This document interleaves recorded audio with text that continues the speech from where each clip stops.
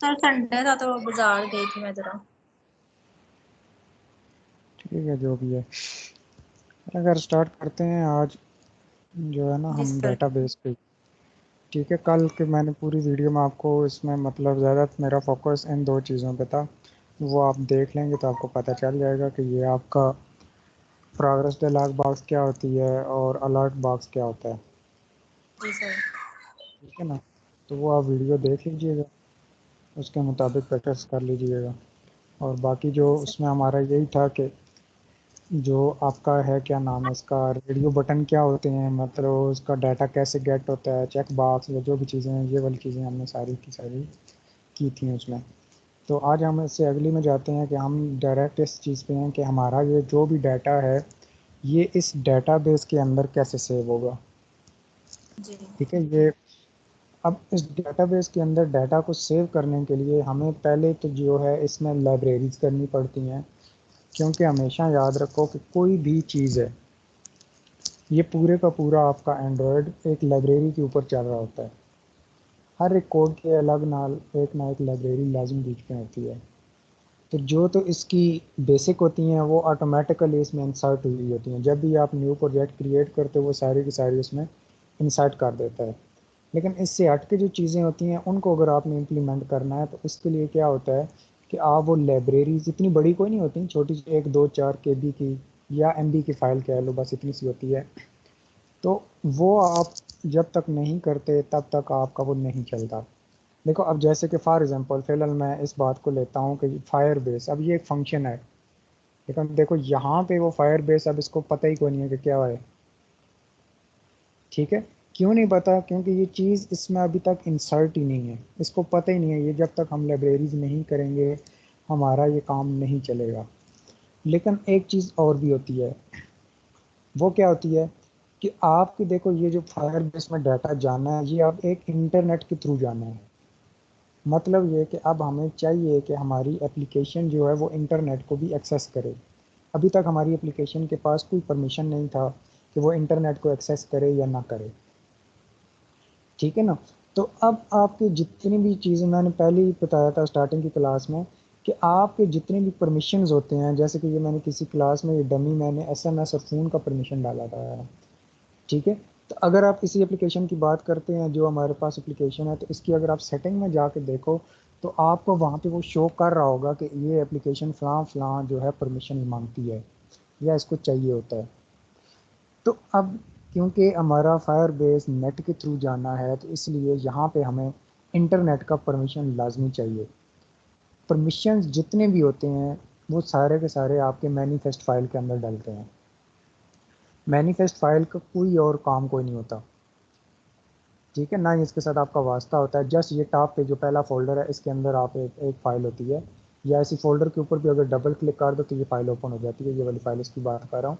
तो अब इस फाइल में बाकी की ये जितनी भी कोडिंग होती है ये आपकी कोडिंग बाय डिफ़ॉल्ट होती है। अब देखो, हमने 3 एक्टिविटीज़ क्रिएट की हैं, उन तीनों की कोडिंग यहाँ पे है। ठीक है, अगर हम एक और एक्टिविटी बनाएंगे उसका भी ये इतना सा कोड जो है एक और आ जाएगा, एक और बनाएंगे वो भी कोड, वो भी कोड, इस तरह से इसमें इंसर्ट होता जाता है। यानी कि इस एक्टिविटी के साथ आपका कोई वास्ता नहीं होता। लेकिन अगर आपने परमिशंस डालने हैं तो वो सारे के सारे आपके इस मैनिफेस्ट फाइल के अंदर जाते हैं। अब परमिशन हम डालते कहाँ पे हैं? ये हमारा परमिशन जो होते हैं, यहाँ से ये टैग्स ज़ाहिर सी बात है स्टार्ट हो रहा है। ठीक है, इस एप्लीकेशन टैग्स के या ऊपर या नीचे, यानी कि इसके अंदर नहीं। ये देखो ना, एप्लीकेशन टैग यहाँ से स्टार्ट हो रहा है और यहाँ पे आके क्लोज हो रहा है लाइन नंबर 33 पे। तो या हम परमिशन डालेंगे यहाँ पे, इस एप्लीकेशन टैग जहाँ पे ये क्लोज हो रहा है उससे नीचे, या हम डालेंगे जहाँ से ये एप्लीकेशन टैग स्टार्ट हो रहा है उससे ऊपर। ये लाजमी याद रखिएगा, इनके दरमियान नहीं। अगर यहाँ पे दरमियान में हम कहीं पर डालते हैं तो ये हमारी एप्लीकेशन क्या करेगी, इसको पता ही कोई नहीं है कि वो क्या चीज़ है क्या नहीं, वो एरर दे जाएगी। ठीक है, इसलिए आप परमिशन देखो, मुझे परमिशन चाहिए इंटरनेट का। तो आपने सिंपल वही बात है कि देखो मैंने जस्ट लेस देन का साइन डाला, इसने ऑटोमेटिकल दे दिया यूजेस परमिशन। तो यही हमें चीज़ चाहिए, आपने जस्ट लिखना होता है यूजेस परमिशन। जब आप लिखते हो तो यहाँ पे नेम के अंदर वो आपसे पूछता है कि आपने किस चीज़ का परमिशन देना है। ये पूरी की पूरी लिस्ट आ गई है यहाँ पे, लेकिन मुझे चाहिए इंटरनेट का। अगर यहाँ पे लिस्ट में नहीं शो हो रहा, जस्ट आप इंटरनेट लिखो तो देखो वो ये नीचे दे रहा है कि एंड्रॉयड परमिशन इंटरनेट, तो मुझे ये चाहिए। बस इतनी सी बात है, इसको साथ ही फॉरवर्ड स्लैश से हम क्लोज कर देते हैं। अब अगर एक और वाईफाई, ज़ाहिर सी बात हमारा नेट वाईफाई से भी चलता है, तो इसी तरह से आप यूजेस परमिशन लिखो, ठीक है। यानी कि दो मैंने तो चलो कॉपी पेस्ट किया है, ये जस्ट हमने यूजेस परमिशन लिखा। अब यहाँ पे आके वो आपसे पूछ रहा, और मैं कहता हूँ वाईफाई एक्सेस वाईफाई, बस दो परमिशन हमें ये चाहिए। ये दो परमिशन हमारे जो हैं आपकी, अगर हम एप्लीकेशन, मैंने क्या कहा कि एप्लीकेशन की अगर आप सेटिंग में जाओ तो वहाँ से भी आपको शो होते हैं कि आपकी ये एप्लीकेशन या जो भी चीज़ है वो क्या क्या परमिशन मांग रही है, ठीक है ना। लेकिन मैक्सिमम एक चीज़ होती है कि इंटरनेट का जो परमिशन होता है ये बाय डिफ़ॉल्ट होता है, ये आपकी सेटिंग में शो नहीं होता, ठीक है। बाकी अगर आप एसएमएस का देते हो, फ़ोन का देते हो, स्टोरेज का देते हो, किस कैमरे का देते हो, किसी भी चीज़ का देते हो, वो आपकी उस एप्लीकेशन में शो होता है उसकी सेटिंग में। मसलन अब मैं देखो इस एप्लीकेशन की अगर मैं सेटिंग में जाता हूँ, ये जो हमारी एप्लीकेशन है, तो इसकी सेटिंग में क्योंकि मैंने पहले ऐप और उसका दिया हुआ था परमिशन एसएमएस का, तो यकीनन वो यहाँ पे हमें शो होनी चाहिए। देखो ये परमिशंस के अंदर गया, वैसे इस इधर जाने की ज़रूरत को नहीं होती, लेकिन जस्ट आपको समझाने के लिए। तो देखो वो ऊपर क्या बता रहा है, पहला कि allowed, no permission is allowed. नीचे दो परमिशन दे रहा है कि ये परमिशन इस वक्त इसने डिनाई किए हुए हैं, मतलब कि ये परमिशन एप्लीकेशन ने मांगे हैं, आपने नहीं दिए, तो आप यहाँ से दे सकते हो। वैसे तो ये इसकी कोडिंग होती है कि आपको यहाँ पे आके इनेबल ना करना पड़े। जैसे वो आप मसलन व्हाट्सएप इंस्टॉल करते हो तो फर्स्ट टाइम जो ही इंस्टॉल करते हो तो आपसे ऑटोमेटिकली वो पूछना शुरू कर देता है कि आप एसएमएस का परमिशन दो, कैमरे का दो, फ़ोन का दो, कॉन्टैक्ट का दो, पता नहीं क्या क्या। तो वो भी हम बाई कोड पूछ सकते हैं। अगर वो ना कोडिंग, वहाँ पे कोडिंग ना की गई हो तो फिर आपको यहाँ से आके मैनुअल इनको इंसर्ट करना पड़ता है। तो लेकिन वो एक अलग बात है, उसकी ज़रूरत नहीं है हमें, ना ही इधर आने की ज़रूरत है, ये जस्ट आपको सिर्फ समझाने के लिए था। तो ये इंटरनेट परमिशन, इसके अलावा जितने परमिशन देंगे आप सारे के सारे यहाँ पे देंगे। बस इस मैनिफेस्ट फाइल का सिर्फ इतना सा काम है।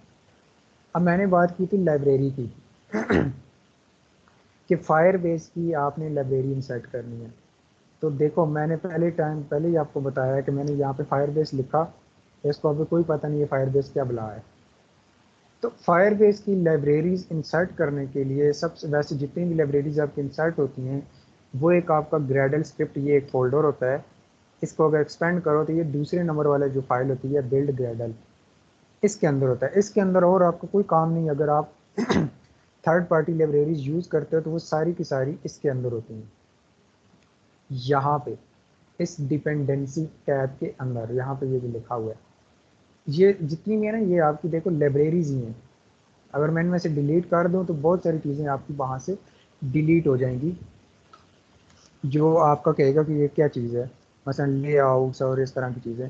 तो एंड्रॉयड के अंदर ये जो आपके, अब आपका फायर बेस का परमिशन है या जो भी है वो भी हम यहाँ पे ही डालेंगे, एक लाइन का कोड होता है। अब अगर फ़र्ज़ करें आपको कोड ही नहीं पता कि आप ये कोड कहाँ पे डालोगे, तो उस कोड से पहले हम एक काम करते हैं जो हमें वैसे भी करना पड़ेगा, वो क्या है कि हमने एक वेबसाइट सर्च करनी है। मैं फ़िलहाल इसको क्लोज़ कर रहा हूँ, ज़रा ये दूसरे से ले जाता हूँ।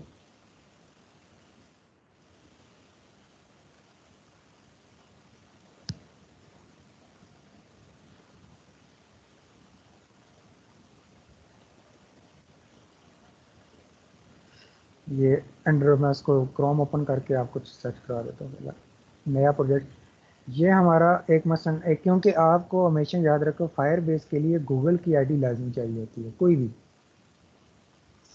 कोई भी आपकी आईडी है उसमें गूगल वाली आईडी आपको चाहिए चाहिए। तो आपने यहाँ पे फायर बेस, बेशक गूगल डायरेक्ट पता है, लिंक तो डायरेक्ट ओपन कर लो, वैसे होता है google.firebase.com कुछ इस तरह का। लेकिन अगर नहीं पता तो आप सिर्फ फायर बेस लिख के सर्च करो तो आपके पास ये आ जाएगा, ठीक है ना। तो आप ये पहला लिंक आ रहा है देखो, इसको ओपन किया सिंपल। तो अब जब ये ओपन होगा तो इस तरह से आपके पास ओपन होगा। अब आपने गेट स्टार्टेड पे, या ये ऊपर टॉप पे होता है गो टू कंसोल, यहाँ पे क्लिक करना है। इस पे आप जब क्लिक करोगे तो आप एक अगले लिंक पे चले जाओगे जिसमें आपसे वो यहाँ पे इस तरह का आपका ये, अगर तो आपने यहाँ पे पहले से प्रोजेक्ट्स ऐड किए हुए हैं तो यहाँ पे आएंगे, अगर नहीं किया तो आपको सिर्फ ये ऐड प्रोजेक्ट शो होगा, जस्ट ये वाला ऐड प्रोजेक्ट। तो ऐड प्रोजेक्ट शो होने के लिए आप यहाँ पे सिंपल करते हो ऐड प्रोजेक्ट और उस प्रोजेक्ट का नाम लिखते हो, जो मर्जी ये लिखते हो आपकी मर्जी। मसलन मैं कह देता हूँ टेस्ट प्रोजेक्ट, बस इतना सा नाम लिख के ये नीचे से आपने चेक बॉक्स को चेक करना है, कंटिन्यू करना है, ये जो भी पूछे बस सिंपल कंटिन्यू करना है। कंटिन्यू करने के बाद जब ये आप यहाँ पे आके ये कहता है अकाउंट सेलेक्ट, बाज़ दफ़ा बाई डिफ़ॉल्ट ये सिलेक्ट होता है, अगर नहीं तो ऐसे यहाँ से कर लें। अब जब आप सिंपल इसके ऊपर क्रिएट प्रोजेक्ट के ऊपर क्लिक करोगे तो आपके पास क्या होगा कि ये थोड़ी सी देर लगाएगा, कोई 10 15 20 सेकंड या 1 मिनट, तो आपका ये प्रोजेक्ट एक नया क्रिएट हो जाएगा फायर बेस के अंदर। अब ये उस वक्त होता है कि जब पहली बार आप कर रहे हो, आपके पास कोई भी प्रोजेक्ट क्रिएट नहीं है। अगर तो आपने क्रिएट किया हुआ है पहले से ही, तो एक प्रोजेक्ट के अंदर 30 एप्लीकेशंस को आप कनेक्ट कर सकते हो कम से कम। तो अब इसमें देखो कि हमारे पास ये एक प्रोजेक्ट क्रिएट हो गया, सिंपल कंटिन्यू करो। तो हमारे पास अब अगर मैं कंसोल में जाता हूँ तो देखो हमारे पास उस तरह के 2 प्रोजेक्ट शो हो रहे होंगे। मैं वापस जाता हूँ, ये देखो 2 शो हो रहे हैं। अब मैं तीसरा करूँगा एक और आ जाएगा, चौथा करूँगा एक और आ जाएगा। तो अगर पहले से क्रिएट है तो आप उस प्रोजेक्ट के ऊपर क्लिक करोगे। क्लिक करने के बाद अब आपने यहाँ पे आके 2 काम करने हैं। ये वैसे आपको करने कोई नहीं है लेकिन पता होनी चाहिए। अब पहली बात तो ये है कि आपको यहाँ पे ये जो बिल्ड होता है, बिल्ड, इसके ऊपर आपने क्लिक करना है। क्लिक करने के बाद आपने ये रियल टाइम डेटाबेस इसके ऊपर क्लिक करना है। अब रियल टाइम डेटाबेस के ऊपर जब क्लिक करोगे तो फर्स्ट टाइम पे जब ये होता है तो ये आपसे इस तरह की स्क्रीन ओपन होगी और ये कहेगा क्रिएट डेटाबेस। जस्ट आपने क्रिएट पे क्लिक कर देना है और जो भी ये पूछे बगैर कुछ चेंज किए नेक्स्ट कर देना है और इनेबल कर देना है। अब ये हमारे पास एक डेटाबेस का सेटअप हो गया, ठीक है ना। इसी तरीके से हमने एक और चीज़ होती है जो हमारी यूज़ होनी है, वो होती है अथेंटिकेशन। तो आपने इसी तरह से अथेंटिकेशन में जाना है और अथेंटिकेशन में जाके यहाँ पे भी फर्स्ट टाइम पे जब करोगे तो इस तरह की स्क्रीन ओपन होगी। गेट स्टार्टेड पे आपने क्लिक करना है। तो यहाँ से आपने ये ईमेल पासवर्ड ये वाला सेलेक्ट करना है। ये सिलेक्ट करेंगे तो ऊपर वाली ऑप्शन आपने इनेबल करनी है, नीचे वाली इनेबल करने की ज़रूरत नहीं है और सेव पे क्लिक कर देना है। बस ये आपका सेटअप कंप्लीट हो जाता है यहाँ पे आके। अब बात आती है हमारी कि वो एप्लीकेशन कैसे कनेक्ट होगी। एप्लीकेशन कनेक्ट करने के लिए आप हमेशा जब भी आते हो ये इस प्रोजेक्ट ओवरव्यू में आते हो, ठीक है। अगर इधर नहीं भी आते तो कोई मसला नहीं, मिसाल के तौर पे आप यहाँ पे भी हो, ये फायर बेस डेटाबेस पे भी हो अगर मिसाल के तौर पे, तो आपने यहाँ उस एप्लीकेशन को कनेक्ट करना है, ठीक है। तो आप ये वापस यहाँ पे जाओ या सेटिंग में जाओ, वहाँ से भी हो सकता है, दोनों जगह से हो सकता है। तो ओवरव्यू में आए, ये देखो 3 चीज़ें, वो कह रहा है कि किस चीज़ की एप्लीकेशन आपने इंस्टॉल करनी है। एप्पल की करनी है, एंड्रॉयड की करनी है या कोई वेबसाइट है। तो मैंने एंड्रॉयड की करनी है तो एंड्रॉयड वाले आइकन पे मैं क्लिक करूँगा तो ये मेरे पास स्क्रीन आ जाएगी। अब आपसे वो यहाँ पे पूछ रहा है 3 चीज़ें कि Android package name, application name, और ये नीचे वाले दोनों ऑप्शनल हैं, इनको इंटर करो या ना करो, लेकिन ऊपर वाला हमने लाजमी इंटर करना होता है, ये वाला पैकेज नेम। अब पैकेज नेम हमें कैसे पता चलता है, आप जाओगे अपनी एप्लीकेशन में, कोई एक जावा की फाइल ओपन कर लो, उसके बिल्कुल टॉप पे जो पहली लाइन होती है वो उसके एप्लीकेशन का पैकेज नेम ही होती है। ये देखो लिखा हुआ है पैकेज, आगे जो भी लिखा हुआ है। तो इस पूरे को आपने कॉपी करना है, सेमीकोलन को नहीं करना, इसको कॉपी किया, वापस इधर आया, यहाँ पे आके आपने इसको पेस्ट कर दिया। अच्छा, बाज़ दफ़ा ये होता है कि गलती से हमारे पास इधर स्टार्टिंग में स्पेस बार आ जाती है ऐसे, तो इस तरह का एरर दे देता है, ठीक है। तो स्टार्टिंग में स्पेस नहीं होनी चाहिए, एंड पे बेशक हो, लेकिन एंड पे भी ये एरर देगा क्योंकि स्पेस इधर किसी भी जगह पे नहीं होनी चाहिए, ठीक है। ये आपने ये याद रखना है। नीचे आपकी एप्लीकेशन का नाम है, जो मर्जी नाम लिख दो, मसलन मैं यही लिख देता हूँ कि my first app, first app, ये किया। और इसको सिंपल हमने क्या करना है, रजिस्टर ऐप पे क्लिक कर देना है। अब जब रजिस्टर ऐप पे हम क्लिक करेंगे, नीचे वाली की ज़रूरत नहीं है तीसरे की, तो ये एक फ़ाइल आपने डाउनलोड करनी है जिसे गूगल सर्विसेज कहते हैं। इसको हमने ये ऐसे डाउनलोड पे क्लिक किया तो ये हमारी फ़ाइल होगी डाउनलोड। ठीक है, अब इस फाइल को आपने सिंपल जहाँ पे भी डाउनलोड हुई है उस फोल्डर में जाना है। इस फाइल को आपने करना है कॉपी या कट, जो भी करते हैं। अब आप आ जाओ वापस एंड्रॉयड स्टूडियो में। यहाँ पे इसमें एक स्टेप होता है, ये जहाँ पे आपका ये प्रोजेक्ट का ऐप फोल्डर होता है ना, ये वाला, इससे ऊपर एक एंड्रॉयड लिखा आता है, इसके ऊपर आपने क्लिक करना है इस एंड्रॉयड पे। तो यहाँ से आपने प्रोजेक्ट सेलेक्ट करना है ये। तो इस तरह के 3 फोल्डर्स आपके पास आएंगे, आपने सबसे पहले को एक्सपेंड करना है। तो इसमें से आपने ऐप को एक्सपेंड करना है, ये जो ऐप वाला फोल्डर है इसको एक्सपेंड किया। यहाँ पे आके आपने इस ऐप पे, या डायरेक्ट आप ऐप पे राइट क्लिक कर लो, ऐसे राइट क्लिक किया तो आपने उसको पेस्ट करना है जो फाइल आपने कॉपी की है। अब याद रखें कि आपकी इस फाइल का नाम गूगल सर्विसेज, बस इतना सा होना चाहिए, बाकी कोई स्पेस कोई कुछ नहीं होना चाहिए। ठीक है, ये 1 2 3 अगर आगे लिखा है तो उसको डिलीट कर दें बस, बाकी आप ओके का बटन दबाएं। तो ये हमारी एक फाइल इसमें इंसर्ट हो गई। वापस आप उसी में चले जाएं, पुराने व्यू में, प्रोजेक्ट के ऊपर क्लिक करें और एंड्रॉयड में। अब आप गूगल क्रोम पे आते हो तो इसमें ये बाकी चीज़ें ये पूछता है, इसको आप वैसे तो देखो यहाँ पे बता रहा है आपको। ठीक है, इंस्ट्रक्शन में वो आपको बता रहा है कि फाइल अब आपने इसमें इंसर्ट कर ली, तो अब आप फलां फोल्डर में जाओ। ठीक है, रूट लेवल ग्रेडल फाइल, इसमें जाओ, उसमें आपके आप यहाँ पे जाके ये चीज़ इंसर्ट करो। ठीक है, और ये मतलब अगर नए बंदे के लिए तो बहुत रोला होता है, उसको समझ नहीं लगती कि मैंने कहाँ पे करनी है। ठीक है, तो वैसे इन फाइल में मतलब ये कि मैंने आपको क्या बताया है कि वो इस फाइल का आपको रेफरेंस दे रहा है कि इस फाइल में जाओ, यहाँ पे ये देखो उसने लिखा हुआ है प्लग इन, वहाँ पे जाके ये वाला आपने कॉपी करना है, ये वाला, ये यहाँ की बात कर रहे हैं। लेकिन ये थोड़ा सा मुश्किल हो जाता है।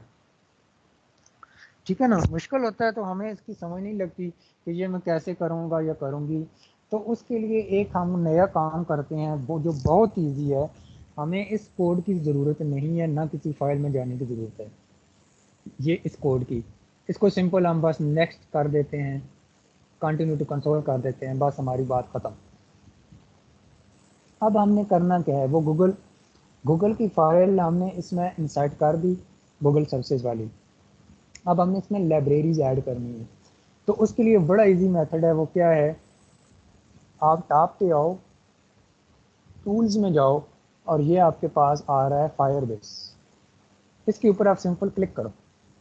जब क्लिक करोगे तो राइट साइड पे एक आपके पास विंडो ओपन हो जाएगी, लोडिंग असिस्टेंट कंटेंट इस तरह की। तो ये थोड़ी देर बाद आपको पूरी की पूरी एक लिस्ट शो करा देगा जो गूगल फायरबेस की अपनी सर्विसेज हैं उन सब की।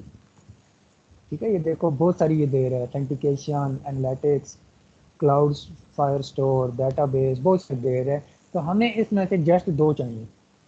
कौन से? एक ऑथेंटिकेशन, एक हमें रियल टाइम डेटाबेस। आप ऑथेंटिकेशन के ऊपर राइट क्लिक करो, राइट क्लिक नहीं बल्कि ये इसको एक्सपेंड करो। एक्सपेंड करने के बाद ये जो पहली ऑप्शन आपके पास आ रही है ऑथेंटिकेशन यूजिंग गूगल, इसके ऊपर आप क्लिक करो। क्लिक करोगे तो ये आपको देखो कह रहा है कनेक्ट टू फायरबेस। अब एक चीज़ और भी है, वो जो इतना लंबा काम मैंने किया उधर कि आप नया एक प्रोजेक्ट क्रिएट करो, फिर उसके बाद आप ऐड ऐप करो, फलां करो, पता नहीं क्या क्या करो, फिर एक फ़ाइल डाउनलोड की, वो सारी की सारी हमने जाके इधर पेस्ट की। तो वो काम आप यहाँ से भी डायरेक्ट करवा सकते हो बगैर वेबसाइट ओपन किए। मतलब अगर आप कनेक्ट टू फायर बेस करते हो, ठीक है, हमारा देखो ये कनेक्टेड है पहले से क्योंकि मैंने फाइल उसमें इंसर्ट की हुई है। लेकिन अगर नहीं की हुई तो आप इस पर जो ही क्लिक करोगे, क्योंकि गूगल सर्विसेज वाली मैंने फाइल अभी इंसर्ट की है ना, तो उसकी वजह से ये आपको दे रहा है कनेक्टेड। अगर ना की होती तो क्या होता, ये जैसे उसने ब्राउज़र ओपन किया ऐसे ब्राउज़र ओपन होता, ये आपको कहता कि अब आप अपना क्या करो कि लॉगिन करो। अगर आप लॉगिन नहीं हो तो लॉगिन करोगे, तो लॉगिन के बाद वो आपसे बस जो ही लॉगिन करते आप वापस आ जाए तो ऑटोमेटिकली एक प्रोजेक्ट क्रिएट करता, ऑटोमेटिकली एक फाइल जनरेट करता, वो आपके इसमें इंसर्ट कर देता। आपको कुछ भी ना करना पड़ता, जस्ट लॉगिन करना पड़ता। ठीक है, वो अपनी मर्जी से प्रोजेक्ट का नाम रखता, अपनी मर्जी से जो भी करता, सारा कुछ अपनी मर्जी से करता। तो ये हमने अपनी मर्जी से किया है, उसकी मर्जी से नहीं किया। तो मतलब शार्ट बात क्या कि अगर आप ब्राउज़र वाला काम नहीं करते तो सिंपल यहाँ पे टूल्स में आएँ, ठीक है, टूल्स में आके फायरबेस पे क्लिक करें और इसमें आके क्लिक करेंगे तो यहाँ पे आपने फायरबेस ऑथेंटिकेशन सेलेक्ट करनी है। इस पूरी लिस्ट में से फायरबेस ऑथेंटिकेशन सेलेक्ट की, ऑथेंटिकेट यूजिंग गूगल ये किया, यहाँ पे आपने कनेक्ट टू फायरबेस पे क्लिक करना है तो ब्राउज़र ओपन होगा।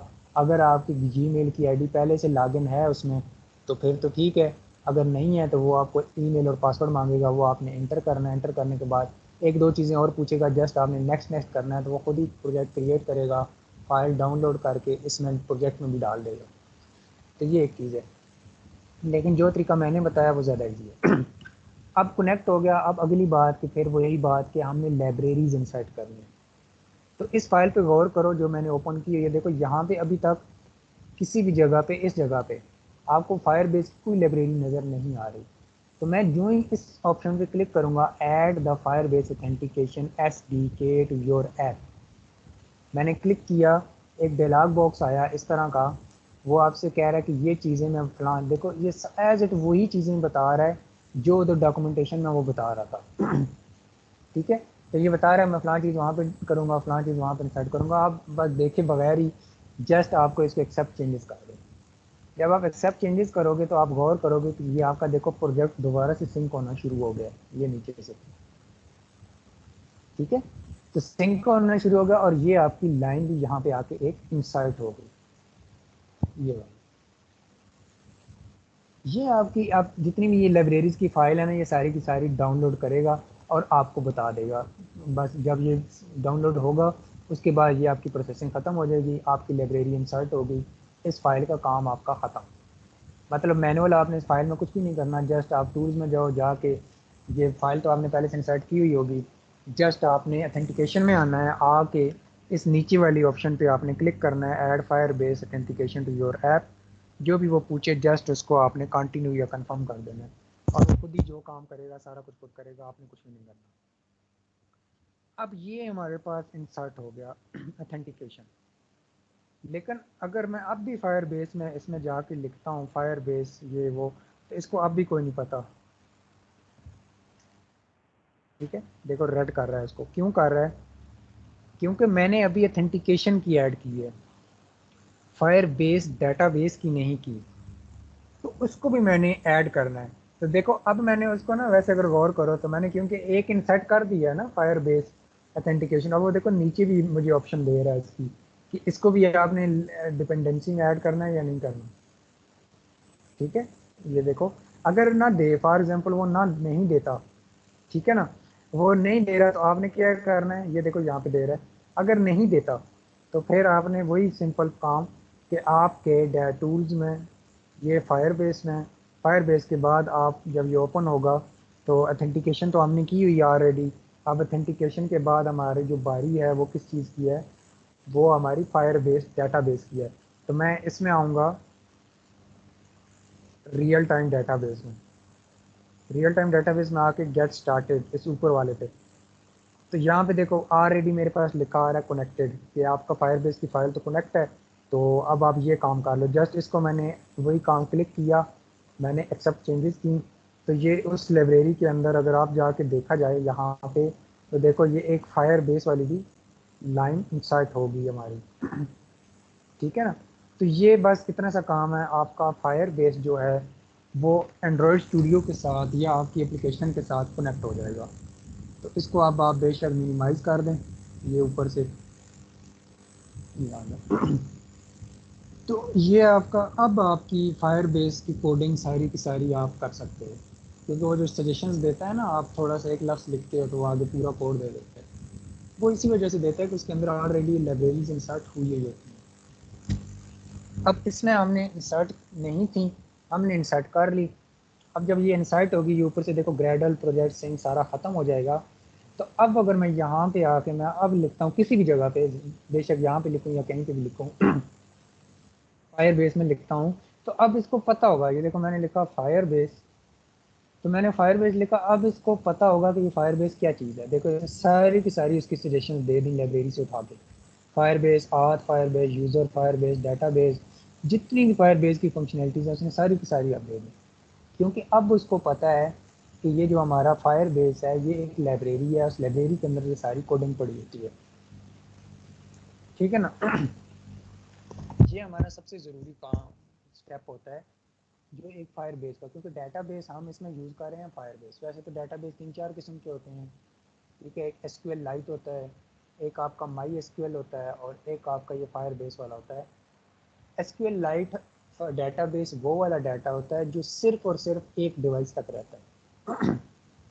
मसलन अगर आपने यही एप्लीकेशन अपने एक मोबाइल में की हुई है और यही एप्लीकेशन आपने दूसरे मोबाइल में भी इंस्टॉल की हुई है किसी और में भी, तो अगर आप यूज़र रजिस्ट्रेशन करते हो पहले वाले मोबाइल में, तो उस वो पहले वाले मोबाइल से ही लॉगिन करोगे तो वो लॉगिन हो जाएगा। लेकिन अगर दूसरे वाले मोबाइल में जाके वही आईडी और पासवर्ड डालोगे वो लॉगिन नहीं होगा जब तक आप नया क्रिएट नहीं करते, क्योंकि वो एक डिवाइस तक डाटा रहता है। अब एक और एग्जांपल मैं आपको दे देता हूँ। जैसे अब आपके मैसेजेस होते हैं, जितने आप मैसेजेस आपके फ़ोन के अंदर पड़े होते हैं, एसएमएस की बात कर रहा हूँ। अब वो जब तक आपका फ़ोन है आपके पास उसमें सेव होते हैं। अगर आप फ़ोन को रीसेट कर देते हैं मिसाल के तौर पे, तो आपके वो सारे के सारे एसएमएस डिलीट हो जाते हैं। या आप नया मोबाइल लेते हैं तो आप वो वाले एसएमएस वहाँ पे नहीं लेके जा सकते जब तक कोई थर्ड पार्टी एप्लीकेशन ना हो जो एक्सपोर्ट की फंक्शनैलिटी ना दे रही हो। तो इसका मतलब क्या है कि वो डाटा सिर्फ एक मोबाइल तक रह रहा होता है। एसक्यूएल या फायरबेस ये ऐसा डाटा है जो ऑनलाइन डाटाबेसेस चलते हैं, लेकिन मैक्सिमम कंडीशंस में आपका फायरबेस यूज़ होता है। अब ऑनलाइन डाटाबेस का फ़ायदा क्या होता है कि आपने एप्लीकेशन बेशक 10 मोबाइलों में इंस्टॉल की हुई है, रजिस्टर किसी एक मोबाइल से आपने किया है, तो आप किसी भी मोबाइल से उसको लॉगिन कर सकते हो, कहीं से भी आप उसको एक्सेस कर सकते हो। ये ऑनलाइन का फ़ायदा होता है।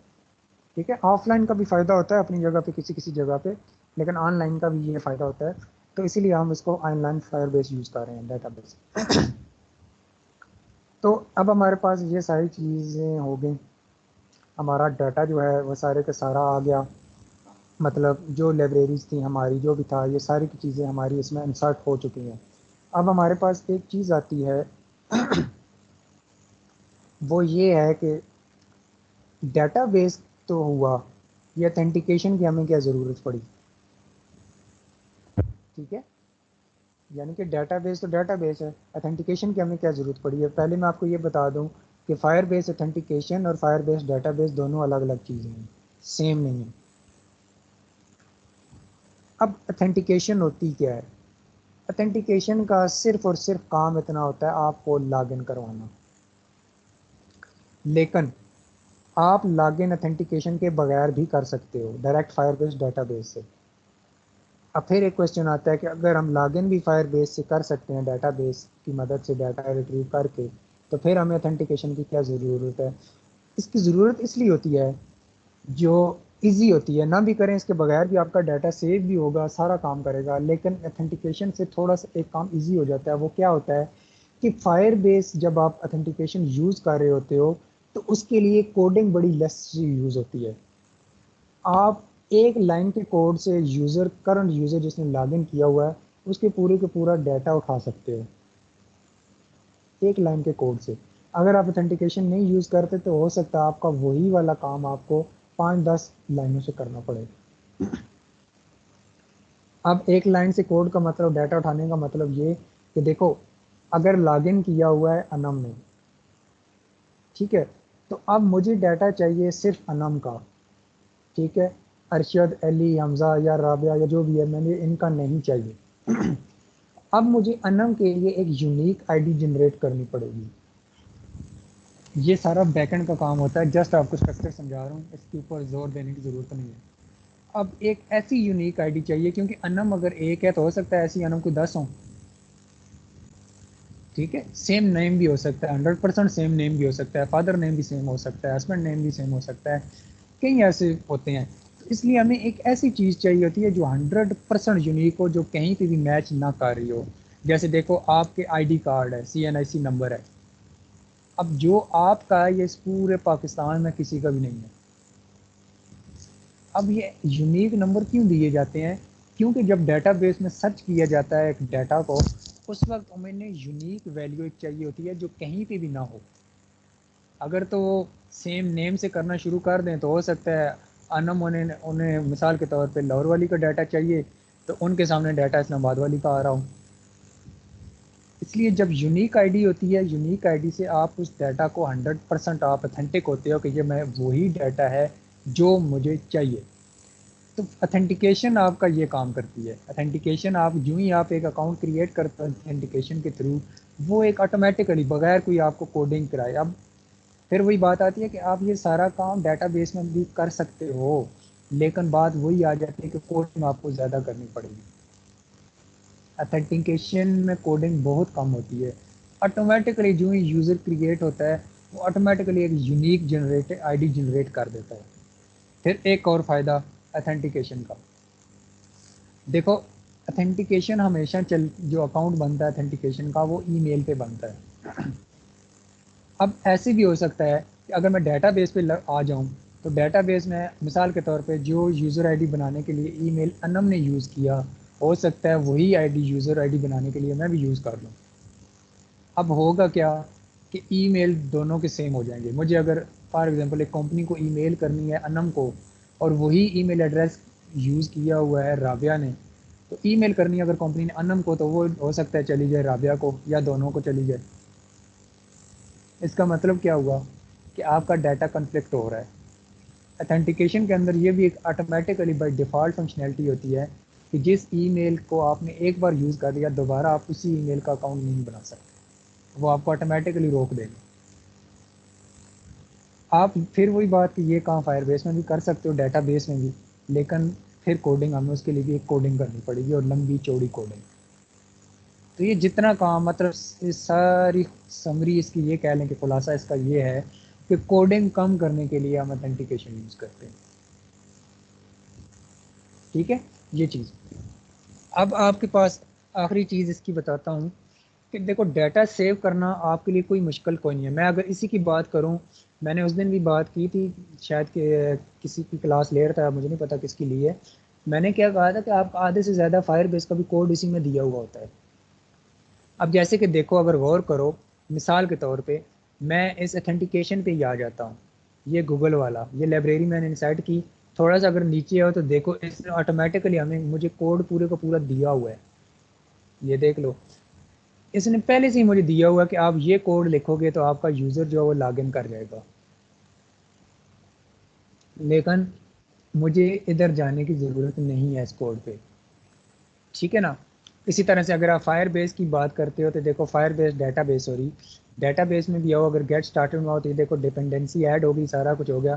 थोड़ा सा नीचे आओ तो आपको वो बता रहा है कि आपने डाटा को इंसर्ट कैसे करना है, मतलब डाटा सेव कैसे करना है, डाटा को रीड कैसे करना है। ये देखो दोनों चीज़ें वो बता रहा है, लेकिन ये उसने बड़ी यूनिक सी बताई हैं, यानी कि सिर्फ एक लफ्ज़ बताया है।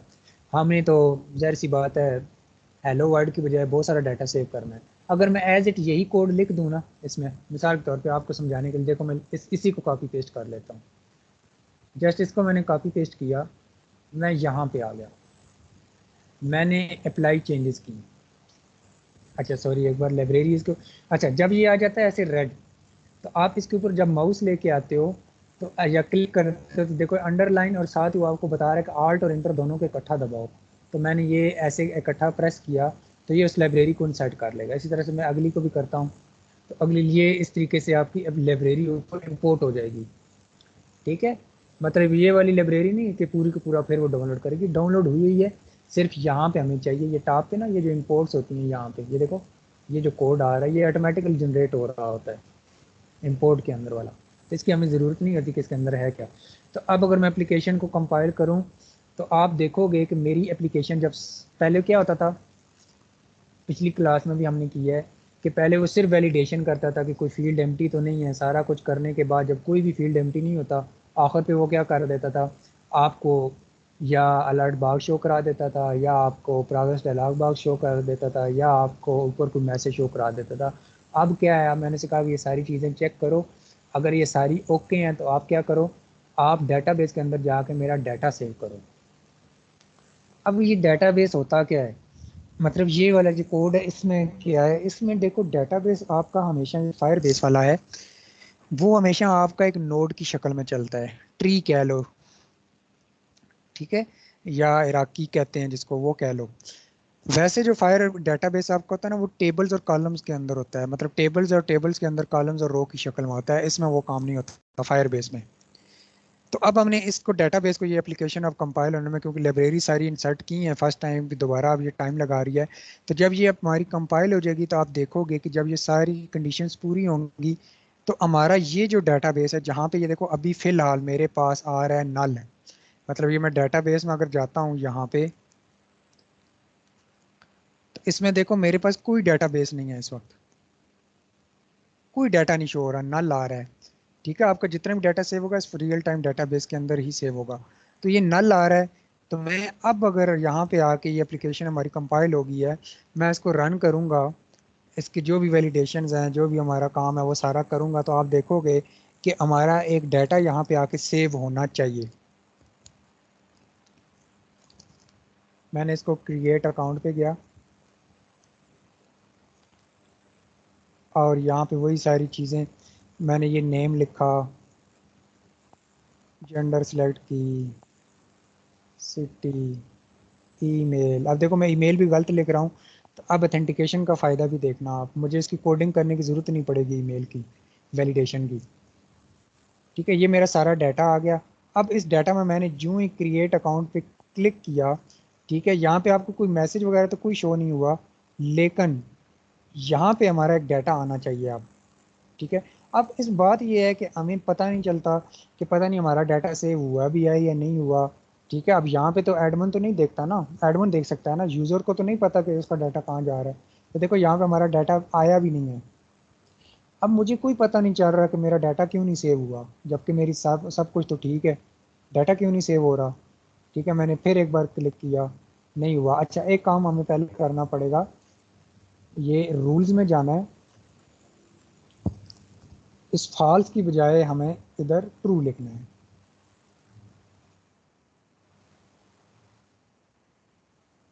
ठीक है, और इसको पब्लिश कर देना है, क्योंकि हम उसको एक्सेस दे रहे हैं कि कोई भी एप्लीकेशन जो है थर्ड पार्टी, वो मेरे डाटा को रीड भी कर सके और राइट भी कर सके।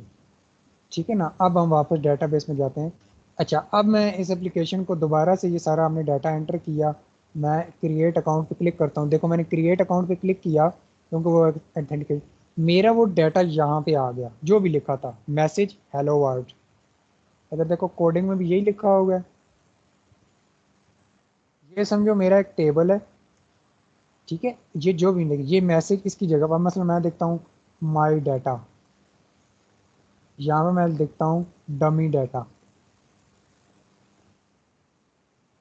अगर इस एप्लीकेशन को अप्लाई चेंजेस करता हूँ, ये भी देखो स्टैटिक डाटा आ रहा है, यूजर जो इंटर कर रहा है, मैंने तो ऊपर अपना नेम इंटर किया था, सारा कुछ किया था, वो तो नहीं आया। यहाँ पे तो ये आ रहा है क्योंकि मैंने स्टैटिक डाटा दिया हुआ, मैंने उधर फील्ड की अभी बात ही नहीं की। ठीक है ना, अगर मैं फील्ड्स की बात करता हूँ, मिसाल के तौर पे मैं कहता हूँ कि भाई मुझे वो फील्ड्स वाला डाटा यहाँ पे चाहिए, ये वाला नहीं चाहिए, ये स्टैटिक डाटा क्या डाटा आ रहा है, डमी नोट्स या डमी डाटा, पता नहीं क्या क्या, तो वो भी अभी हम करते हैं। ये आ गया। अब देखो बाकी चीज़ें पूरी हमारी, जस्ट मैं क्रिएट अकाउंट, अब देखो मुझे यहाँ पे कोई मैसेज नहीं शो हो रहा कि मेरा डाटा सेव हुआ या नहीं हुआ, लेकिन यहाँ पे आके देखो मेरा डाटा सेव हो रहा है, ये अभी देखो डमी डाटा के नाम से। अब अगर मैं चाहता हूँ कि यार डमी डाटा नहीं, जो ऊपर यूज़र का नाम है ना वो आना चाहिए, मतलब इसकी बात कर रहा हूँ, ये जो हम लोग, तो अब आपको मैंने क्या कहा था कि आपका जितना डाटा है सोर्स गेट होके कहाँ पे आता है, उस स्ट्रिंग के वेरिएबल में जो भी आपने नाम रखा है। तो मैं यहाँ पे बजाय ये डमी डाटा लिखने के, मतलब कि स्टैटिक डाटा देने के, मैं यहाँ पे लिख देता हूँ नेम। अब देखिएगा कि मेरा डाटा जो है यहाँ पे, मैं जो भी नेम लिखूंगा वो वाला उधर जाके सेव होगा।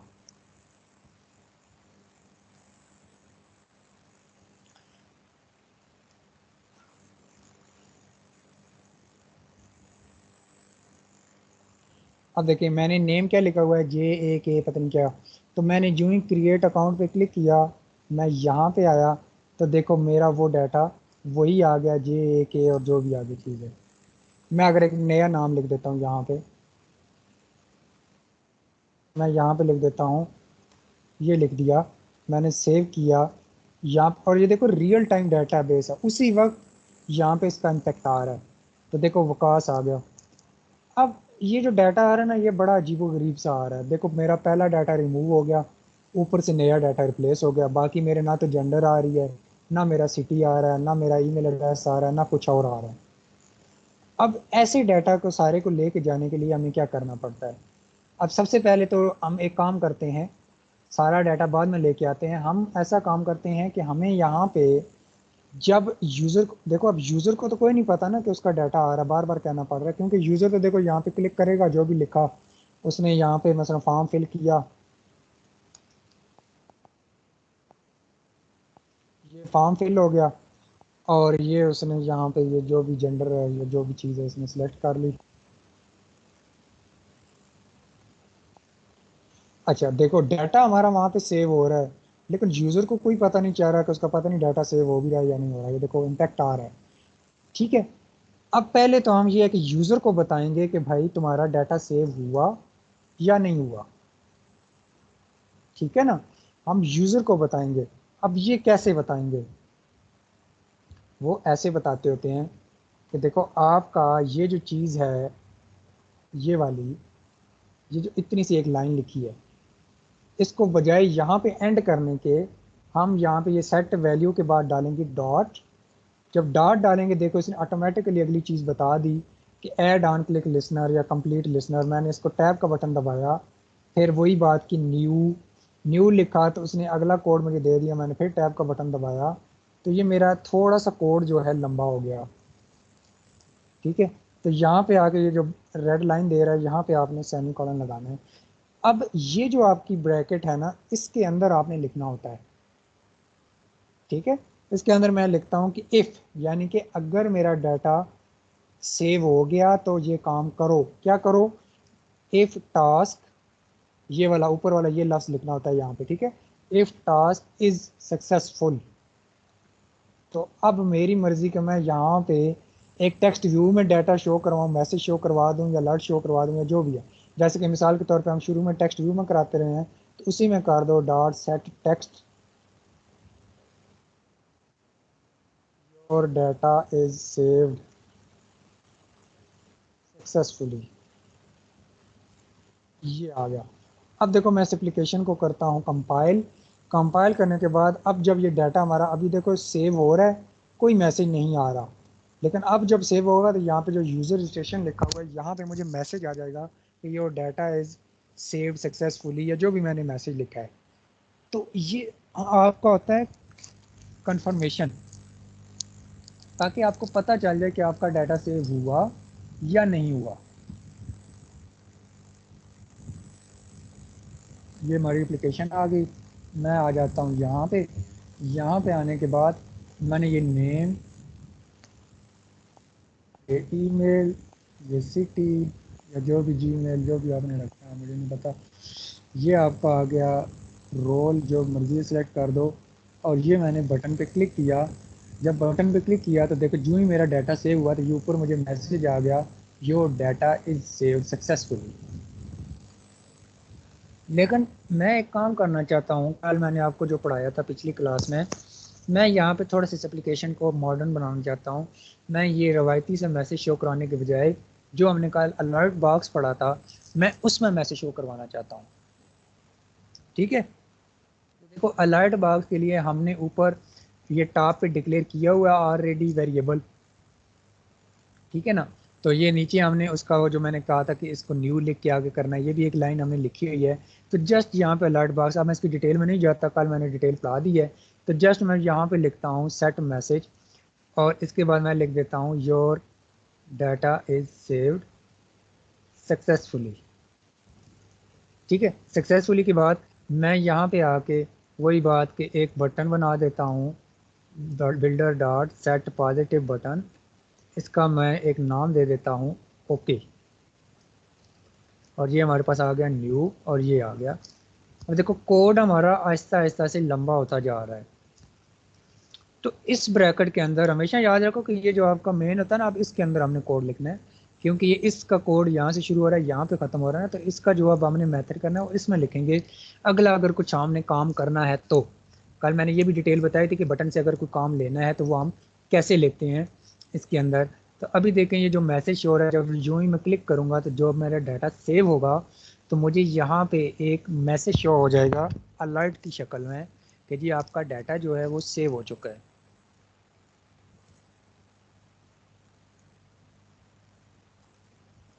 ये आ गया। अब देखिए मैं इसको अप्लाई चेंजेस करता हूँ, ये होगी सारी हमारी। मैंने क्रिएट पे क्लिक किया, जो ही मेरा डाटा यहाँ पे सेव होगा, सेव होने के बाद अच्छा सॉरी एक चीज़ और कि यहाँ पे हमने बिल्डर ये जो हमने बनाया है, इधर हमने ये भी शो भी लिखना है ना, हमने बिल्डर डॉट शो, क्योंकि ये नहीं लिखेंगे तो हमारा वो बिल्डर शो नहीं होता।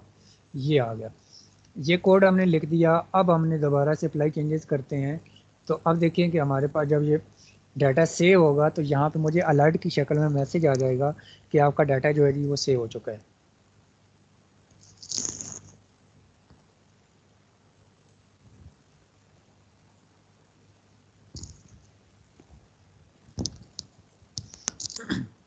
अब ये अप्लाई चेंजेस होगी, अब बाकी डाटा हमारा एंटर है। तो मैंने जो ही क्रिएट अकाउंट पे क्लिक किया तो देखो your data is saved successfully, okay, मैंने ओके के बटन दबा दिया। अब यहाँ पे और भी है कि अगर आप इधर दो बटन लगा दो, जो कल मैंने आपको एग्जांपल समझाई थी कि आप ओके लगा दो या जो मर्जी ये बटन का नाम दे दो, मैंने तो ओके दिया है। या मैं यहाँ पे लिख सकता हूँ कि ये लिख दिया सक्सेसफुली, आगे मैं लिख दूँ do you want to create new account या जो भी आपने लिखना है, ठीक है। तो मैं यहाँ पे बटन बना देता हूँ एक यस का, और एक मैं बना देता हूँ यहाँ पे बिल्डर डॉट नेगेटिव बटन, इसका मैं लिख देता हूँ नो। ये कल डिटेल बताई हुई है इसलिए मैं इसकी डिटेल में नहीं जा रहा। तो मैं नो का मतलब कि मैं कहता हूँ कि मुझे डाटा नहीं सेव करना, तो इसका मतलब मैं चाहता हूँ कि मैं इस एप्लीकेशन को क्लोज कर दूँ, इस एक्टिविटी को मैं किसी और एक्टिविटी में चला जाऊँ, ठीक है। तो मैं इस नो वाले के अंदर मैं कोड लिख दूंगा एक्टिविटी, या मैं इधर लिख दूँ बेशक लॉग इन एयर, मिसाल के तौर पे ऐसे लॉग इन लिख देता हूँ। तो मैं यहाँ पे कहता हूँ कि इंटेंट ये आ गया। अब जिस एक्टिविटी में हो उस एक्टिविटी का नाम डॉट दिस कॉमा जिसमें आपने जाना है उसका नाम डॉट क्लास। तो ये आपके पास एक्टिविटी होगी। और यस का मतलब मैं चाहता हूँ कि जब मैं यस पे क्लिक करूँ तो मेरा ये पूरे का पूरा फॉर्म क्लियर हो जाना चाहिए, ठीक है। तो ये मैंने कल की क्लास में ये मैंने बड़ी डिटेल से बताया हुआ है। तो यहाँ पे उसका कोड मैं यहाँ पे लिख दूंगा मिसाल के तौर पे कि नेम, मैं सारा नहीं लिख रहा, जस्ट एक लाइन लिखूंगा बाकी का कोड क्योंकि फिर टाइम लग जाएगा। तो ये डबल कोटेशन मार्क डाल के मैंने एम्प्टी कर दिया। तो इसी तरह से बाकी फील्ड्स का भी मैं एम्प्टी करूंगा। तो ये क्या होगा कि जब मैं ओके पे क्लिक करूंगा यानी कि यस पे, तो मेरे ये सारा फॉर्म क्लियर हो जाएगा। मैंने तो एक लाइन अभी लिखी है ना, तो जस्ट ये नेम ही क्लियर होगा, बाकी क्लियर नहीं होंगे। और अगर मैं नो पे क्लिक करूंगा तो फिर क्या होगा, मेरी ये एक्टिविटी क्लोज हो जाएगी और वो लॉगिन की एक्टिविटी में चला जाएगा। ये हमारे पास देखो अलर्ट बॉक्स, हमें जो ही मैंने डाटा सेव किया, ये डाटा सेव, अब देखो अब मेरे पास आ गया your data is save successfully, do you want to create a new account. मैं कहता हूँ यस, अगर मैं यस किया तो देखो मेरा ये नेम वाला डाटा क्लियर होगा, बाकी नहीं हुआ क्योंकि बाकी का मैंने कोड नहीं लिखा। बाकियों का भी आपने ऐसे ही लिखना है, मतलब कि added city dot set text फलां फलां फलां जो भी है। तो अब एक और चीज़ कि अगर मैं इसी पे मसलन ये डाटा मेरा सेव हुआ, सेव होने के बाद ये मैंने क्रिएट अकाउंट पे क्लिक किया, तो मैं अब लॉगिन पे अगर क्लिक करता हूँ तो देखो मेरी ये एक्टिविटी होगी क्लोज, और क्लोज होने के बाद ये डायरेक्ट लॉगिन पे जाएगी, ठीक है। अब आपका इस तरीके से ये आपकी चलता है। यहाँ पे एप्लीकेशन क्रैश हो गई है, पता नहीं क्यों हुई है। तो ये आपका कोड अब देखो आहिस्ता आहिस्ता से बड़ा होता जा रहा है, ठीक है। अब यही फायरबेस का कोड था जो जस्ट 3 लाइनों का था, ये वाला। अब वही कोड है जो और बड़ा होता जा रहा है, अभी ये मज़ीद बड़ा होगा। अब एक चीज़ और कि देखो जब मैं डाटा सेव करता हूँ, सेव करने में वो थोड़ा सा टाइम तो लेता है ना, तो मुझे पता नहीं चलता कि वो पता नहीं डाटा मेरा उस पर प्रोसेसिंग हो रही है या नहीं हो रही। ये भी गौर कीजिएगा। देखो मैंने क्लिक किया तो तकरीबन तकरीबन 5 या 6 सेकंड बाद जाके ये मैसेज शो होता है। तो मैं चाहता हूँ मुझे पता चल जाए कि जब भी मैं क्लिक करूँ मुझे पता चले कि मेरी इस पर कोई प्रोसेसिंग हो रही है। तो उसके लिए लगाई जाती है प्रोग्रेस डायलॉग बॉक्स। ये भी मैंने पिछली क्लास में पढ़ाई है। तो प्रोग्रेस डायलॉग बॉक्स क्या होता है कि मैं यहाँ पे लिख दूंगा किसी भी जगह पे आप लिख दो, मतलब जब आपका प्रोसेस शुरू हो तो जाहिर सी बात आप तभी वहाँ पे लिखते हो ना। प्रोग्रेस डायलॉग पहले से आती है। प्रोग्रेस डायलॉग इसको भी हमने ऊपर ये मेरे ख्याल से किया हुआ है। हाँ, ऊपर डिक्लेयर इसको हमने नहीं किया, तो इसको अगर ऊपर नहीं किया तो नीचे कर लेंगे, लेकिन चलो इसको भी ऊपर ही कर लेते हैं बजाय इसके कि बार बार हम जो है, कल मैंने जो पिछली क्लास में पढ़ाया था वो मैंने नीचे इसको डिक्लेयर किया था। ठीक है, ये हमने वेरिएबल डिक्लेयर कर दिया। यहाँ पे आके वही वाली बात कि प्रोग्रेस डायलॉग, अब ये किसी भी जगह पे आप ये लाइन लिख सकते हो, ज़रूरी नहीं कि इसी जगह पे आपने एग्जैक्ट ये लाइन लिखनी है। आप जहाँ पे मर्जी ये लिख सकते हो, ऊपर नीचे आगे पीछे जिधर मर्जी ये लिखो। ठीक है, ये जो मैंने अभी ये वाली लाइन लिखी है। अच्छा, अब मैं यहाँ पे आके मैं कहता हूँ कि progress dialog dot set message, वही वाला काम, ये कल भी आपको मैंने पूरे डिटेल में पढ़ाया था। मैं कहता हूँ कि प्लीज़ वेट सेविंग डाटा। ठीक, आगे ऐसे ही 2-3 डॉट डाल दिए, और मैं कह देता हूँ कि प्रोग्रेस डायलॉग डॉट शो, ये आ गया। और देखो मैंने इसको किया शो, मैंने की अप्लाई चेंजेस, अप्लाई चेंजेस के बाद अब आप देखो मैं जब क्लिक करूँगा तो मेरे पास एक प्रोग्रेस डायलॉग बॉक्स जो है वो शो होना शुरू हो जाएगी मेरे पास।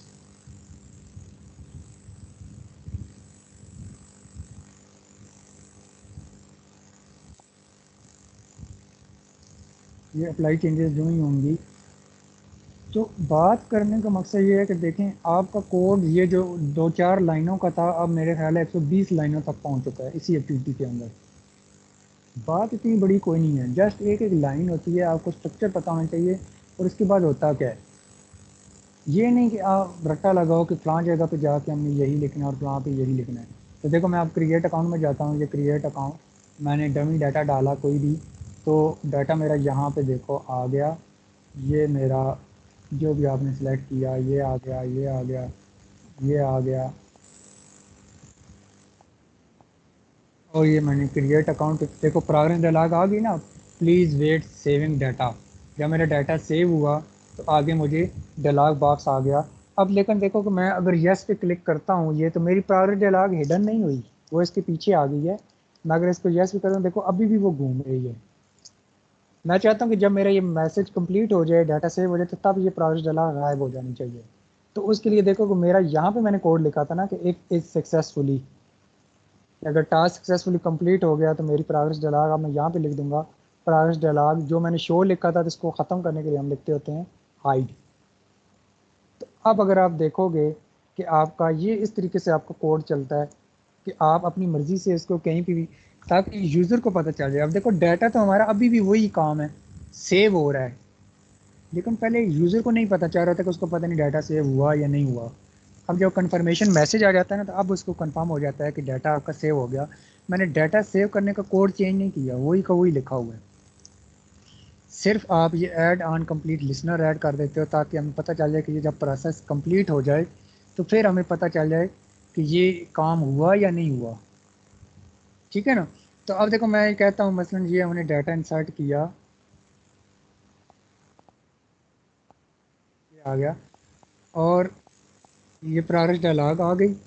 मैंने जनाब जो ही सेव हुआ, ये हमारा मैसेज आ गया कि जी डाटा सेव हो गया है। मैं कहता हूँ यस, तो देखो प्रोग्रेस डायलॉग भी यहाँ से गायब हो चुकी है। क्यों? वो इस लाइन की वजह से कि जब टास्क सक्सेसफुली हो जाए तो आप इस लाइन को, प्रोग्रेस डायलॉग को हाइड कर दो। अब बात ये आती है कि हमारा देखो अभी तक भी डाटा अगर आप करो देखो, तो अभी तक हमारा डाटा वही वाला सेव हो रहा है, एक ही जो नेम हमारा, बस बाकी कोई चीज़ नहीं आ रही।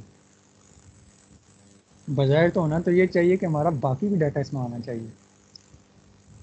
ठीक है ना। तो अब इसमें हमारे पास बाकी डाटा देखो वही एक सिर्फ नेम ही आ रहा है। तो मैं तो ये चाहता हूँ कि हमारे पास ये जो डाटा है ये पूरे का पूरा आना चाहिए, मतलब पूरा ये जो फॉर्म है ना, यूज़र का नेम, पासवर्ड, ईमेल आईडी, फलां फलां फलां पता नहीं क्या क्या, ये सारी चीज़ें आनी चाहिए। तो ये इंशाल्लाह हम जो है, इतनी बड़ी बात कोई नहीं है इसके लिए, ये हम नेक्स्ट क्लास में करेंगे। तो अब आपका समझें कि अब आपकी क्लासेस में, क्योंकि हर क्लास में कहता हूँ कि शायद अगली आपकी आखिरी हो, लेकिन अब मुझे अंदाज़ा हो गया कि अगली वाकई आपकी आखिरी है। उसकी वजह यह है कि डाटा सिर्फ हमने सेव करना है। सेव का कोडिंग की डिटेल मैंने आज आपको बता दी है इसमें, कि डाटा सेव करने की कोडिंग क्या होती है।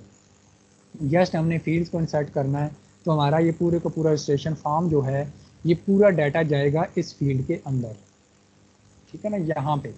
तो इसी को फिर हमने यहाँ से रिट्रीव करना है कि डाटा हमने रीड करना है कि डाटा हमारा आया कैसे है, तो वो आपको बता दूंगा। तो बाकी इसमें कोई नहीं है, हो सकता है अगली क्लास आपकी अग्री हो तो मे भी थोड़ी सी लंबी हो जाए। तो बाकी इसमें जो है ना आपका सारी चीज़ें आज कवर हो चुकी हैं डाटा इंसर्ट करने की। अब बात आती है अथेंटिकेशन की। तो अथेंटिकेशन का भी इंशाल्लाह जो है ना मैं आपको नेक्स्ट क्लास में ही बताऊंगा कि अथेंटिकेशन होती क्या है।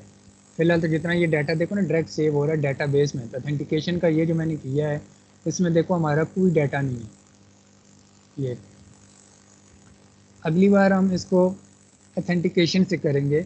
अब अथेंटिकेशन बल्कि अगली बार क्या भी कर लेते हैं, 1 मिनट का काम है, बाकी चीज़ें इंशाल्लाह नेक्स्ट में कर लेंगे। अथेंटिकेशन मैंने आपको क्या कहा कि अथेंटिकेशन होता है यूज़र का फिर यूनिक आईडी ऑटोमेटिकली जनरेट कर देता है और बाकी ईमेल की वैलिडेशन भी वो कर देता है। तो हमें ज़्यादा कोडिंग नहीं करनी पड़ती। अगर इसके बगैर हम करें तो उसे उसके लिए हमें ज़रा लंबी चौड़ी और कोडिंग करनी पड़ जाती है, तो थोड़ा सा वो लंबा काम हो जाता है। तो अब देखो अगर अथेंटिकेशन से हमने करना है, मैं डेटाबेस को हटा देता हूँ फिलहाल।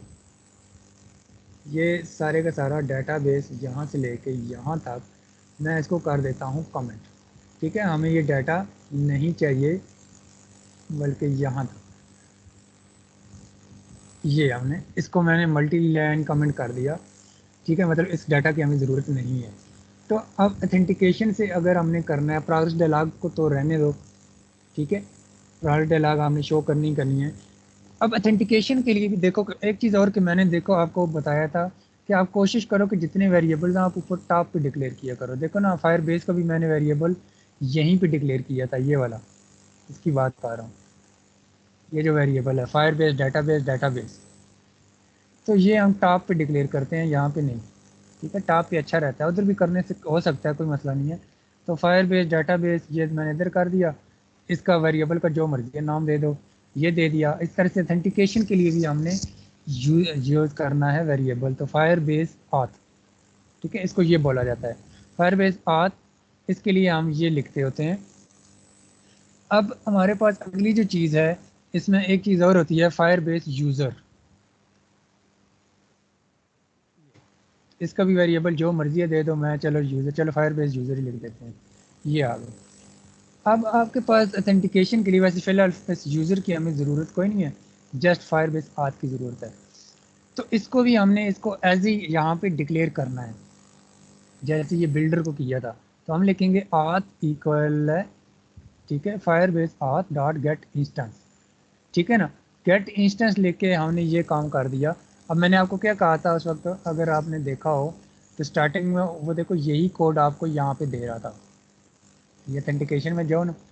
अब एक चीज़ और भी है कि आप यहाँ से तो आपको हेल्प कम मिलती है, अगर आप गूगल की अपनी वेबसाइट पे चल जाओ ऑफिशियल पे, इसकी यानी कि इसी फायर बेस की ऑथेंटिकेशन वाले की डॉक्यूमेंटेशन में, तो आपको 100% करेक्ट कोड लिख के देगा, लिखा लिखाया कोड मतलब मिलेगा आपको। आपको ज़रूरत नहीं है, ये देखो ऑथेंटिकेशन डेवलपर डॉक्स, मैं इसमें गया तो ये देखो ये आपका यहाँ पे आ रहा वास्ता है, नीचे थोड़ा सा जाओगे, इनको पढ़ने की ज़रूरत नहीं है। ये पहले तो आपको बता रहा है कि आप इसको इंटीग्रेट कैसे करोगे, मतलब इसमें इंसर्ट कैसे करोगे डाटा सारा। ठीक है ना, ये सारे का सारा। तो फिर इसके अंदर आप एंड्रॉयड में जाओ, क्योंकि आप एंड्रॉयड वाला कर रहे हो। तो आप देखो इसमें वो आपको सारी चीज़ें इसकी बता रहा है कि साइन इन कैसे करना है, स्टार्ट कैसे करना है, मैनेज यूज़र कैसे करने हैं, ये सारे का सारा इसमें आपको वो पूरा कोड देगा। लेकिन कोशिश करो कि कोड उधर से ना लो। देखो ये वैसे कोड लिखा हुआ है जैसे मैंने किया है इसको, देखो वो उसने वही वेरिएबल डिक्लेयर किया, नीचे गेट इंस्टेंस वाला काम किया। अब उसके नीचे उसने बाकी आपको बता दिया कि डाटा कैसे हमने यूज़र को रीलोड करना है, यूज़र का ये देखो अकाउंट कैसे क्रिएट करना है, ये एज इट ये कोड लिखा हुआ है कि यूज़र का अगर नया यूज़र का अकाउंट क्रिएट करना है कैसे करना है, अगर हमने उस यूज़र को साइन इन करवाना है तो कैसे करना है, ये पूरे का पूरा कोड आपका लिखा हुआ है। लेकिन यहाँ पे समझने में आपको फिर भी मसला होगा, मैं आपको बता देता हूँ कि देखो आपने फायर बेस आथ लिखा, नीचे आपने एक लाइन लिखी ये वाली। अब मैं चाहता हूँ कि जब ये सारा डाटा वैलिडेट हो जाए उसके बाद हमारे पास क्या है कि उसके बाद हमारा ये जैसे अब डाटा सेव होता है, अब डाटा बेस में डाटा ना सेव हो बल्कि एक यूज़र अकाउंट सेव होना चाहिए। ये देखो अभी तक मैंने आपको बताया ना कि यहाँ पे डाटा तो आ रहा था लेकिन अथेंटिकेशन में कोई यूज़र नहीं आ रहा। अब मैं यहाँ पे जब लिखता हूँ बड़ा इजी सा काम है, कोई मुश्किल नहीं है। आपने लिखना है ऑथ। अब ये ऑथ क्या है? इस वेरिएबल का नाम है जो हमने यहाँ पे लिखा था। जो भी वेरिएबल आप लिखोगे उसी वेरिएबल का आपने नाम लिखना है। मैंने कहा ऑथ डॉट, अब मैं जो ही डॉट डालूंगा इससे रिलेटेड वो सारा दे देगा। वो कह रहा है कि जी क्रिएट न्यू अकाउंट करना है, टोकन और पता नहीं कन्फर्म पासवर्ड रीसेट और पता नहीं क्या क्या। तो हमने क्रिएट अकाउंट करना है, तो ये किया। अब यहाँ पे आके देखो वो आपको ऊपर बता रहा है स्ट्रिंग ईमेल और स्ट्रिंग पासवर्ड के, यहाँ पे ईमेल और पासवर्ड लिखो। तो ये ईमेल और पासवर्ड वाला देखो ना, ये हमने ली हुई है ना स्ट्रिंग से, ये ईमेल और ये पासवर्ड जो भी वेरिएबल का नाम लिखा था, यही वेरिएबल का नाम आप यहाँ पे लिख दो, ईमेल पासवर्ड। याद, बस अगर ये एक लाइन लिख दो तो आपका अकाउंट क्रिएट हो जाएगा। ये देखें, सिर्फ एक लाइन। लेकिन अब बात क्या है, बात फिर वहीं से स्टार्ट होती है कि यूज़र को कोई नहीं पता चलेगा कि उसका अकाउंट क्रिएट हुआ भी या नहीं हुआ। ठीक है ना, यूज़र को बिल्कुल नहीं पता चलेगा। वही पहले वाली बात हो जाएगी कि उसे वो यही कहेगा कि पता नहीं डाटा सेव हुआ है। तो उसकी कन्फर्मेशन के लिए हम क्या करते होते हैं, वही काम बिल्डर वाला या अलर्ट वाला, ताकि यूज़र को भी पता चले कि उसका डाटा सेव हुआ भी है या नहीं हुआ, मतलब नया अकाउंट क्रिएट हुआ भी है या नहीं हुआ। तो फायरबेस आथ हमारे पास ये आ गया।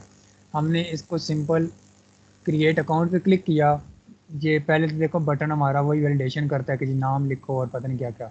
तो ये हमने किया, ये किया, ये सिटी नेम लिख दिया, ये अब एक चीज़ देखो, मैं अभी ईमेल सही लिख रहा हूँ। सही मतलब कि फॉर्मेट ठीक होना चाहिए, बेशक डमी ईमेल लिख दो।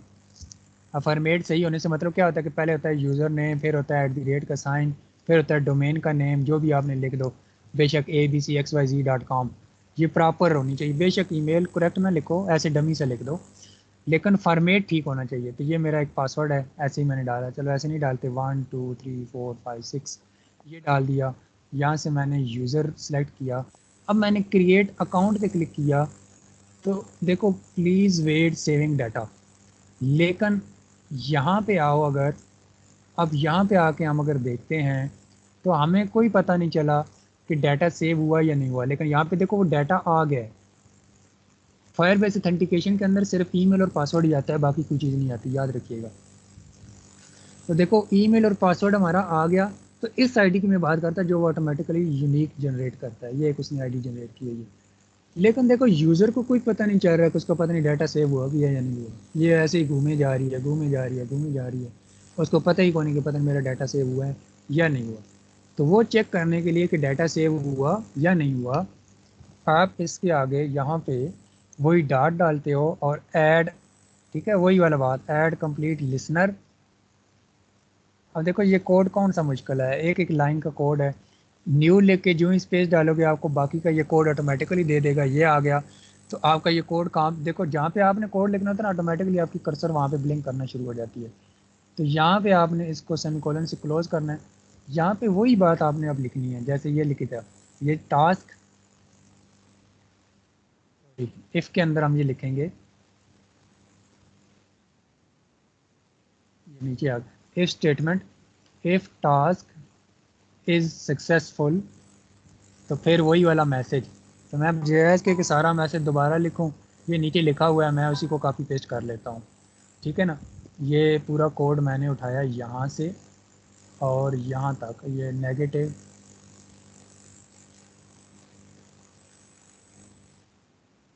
छोटा कर लूँ फिर पता चलेगा। ये मैंने कर लिया कॉपी। तो इसको मैंने अब यहाँ पे आके मैंने कर दिया पेस्ट।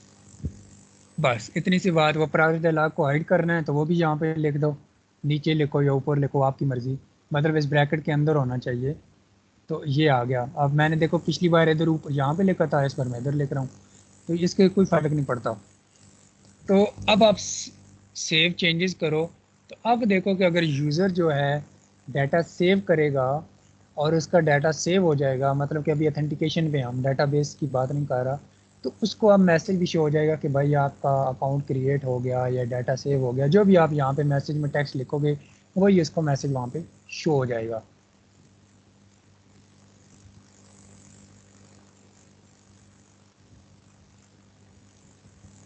अच्छा एक चीज़ और याद रखिएगा कि ऑथेंटिकेशन के अंदर जो पासवर्ड होता है वो मिनिमम 6 डिजिट्स का होता है, 6 कैरेक्टर्स का, कम से कम 6 कैरेक्टर्स होने, अगर 6 से कम होंगे तो वो एरर दे जाएगा। ये आ गया। अब देखो मैं एक डमी डाटा बनाता हूँ, ये किया, ये किया, ये मेरा सिटी आ गया। अब देखो उसी ईमेल को अगर मैं दोबारा लगाऊं तो नहीं बनेगा, मैं एक और लगा लेता हूँ ABC1 ऐड, ये कर दिया, पासवर्ड 123456, और ये हमारा रोल, और ये हमारे पास क्रिएट अकाउंट। तो अब देखो हमारा अकाउंट हो गया क्रिएट। तो ये मुझे मैसेज भी आ गया कि your data is save successfully, do you want to create a new account. तो इस पेज को अगर मैं रिफ़्रेश करता हूँ तो यहाँ पे देखो मेरा वो वाला भी अकाउंट आ गया। अब मैंने आपको कहा था कि फायरबेस ऑटोमेटिकली जो है अपने उसकी ईमेल की वैलिडेशन करता है। अगर ईमेल वैलिड नहीं है तो वो अकाउंट क्रिएट नहीं करेगा, एरर दे जाएगा। तो देखो मैं अगर यहाँ पे ये लिखा, सिटी नेम भी मैंने लिख दिया। ईमेल प्रॉपर क्या होता है, मैंने क्या कहा था कि पहले यूज़र नेम, फिर @ का साइन, फिर डोमेन नेम, कुछ भी हो सकता है, डॉट आगे काम डॉट टी के जो भी वो लिखें। मैं मिसाल के तौर पे ये ईमेल ऐसे लिख देता हूँ, बस ये कोई ईमेल नहीं है। तो मैंने यूं ही क्रिएट अकाउंट पे किया, ये घूमे जा रही है, घूमे जा रही है, अब ये ऐसी घूमती ही रहेगी, क्योंकि ये डाटा मेरा देखो सेव नहीं हो रहा। क्यों नहीं सेव हो रहा अब ये मुझे नहीं पता चल रहा। तो ये भी मैं अगर यूज़र को बताना चाहूँ कि भाई तुम्हारा डाटा तो सेव हुआ, मैं मैसेज दे रहा हूँ, अगर मैं यूज़र को ये भी बताना चाहूँ कि अगर तुम्हारा डाटा नहीं सेव हुआ तब भी उसको मैसेज आए, तो वो आप क्या करते हो, ये इफ़ की स्टेटमेंट लगाई हुई है आपने कि अगर टास्क सक्सेसफुली कंप्लीट हो गया, जो यहाँ से ब्रैकेट स्टार्ट हो रही है यहाँ तक क्लोज हो रही है, तो उसके दरमियान आपने जो काम किया किया। मैं इसके नीचे पर लिख देता हूँ अब कि अगर आपका डाटा सेव नहीं होता तो एल्स, ठीक है, एल्स की स्टेटमेंट, एल्स की स्टेटमेंट यही मैं एज एट दोबारा इसका बिल्डर वाला कॉपी पेस्ट कर लेता हूँ, मुझे ज़रूरत नहीं है इसकी बार बार। और यहाँ पे मुझे चाहिए एक बटन,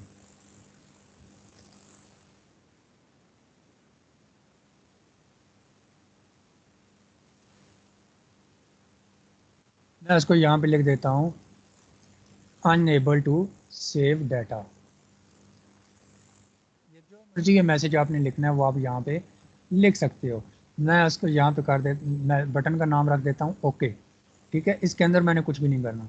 अब देखो, अब अगर मैं अप्लाई चेंजेस करता हूँ, अब अगर डाटा नहीं सेव होगा तब भी वो आपको यहाँ पे शो करेगा कि जी आपका जो डाटा है वो सेव नहीं हुआ। ये यूज़र के लिए, ठीक है।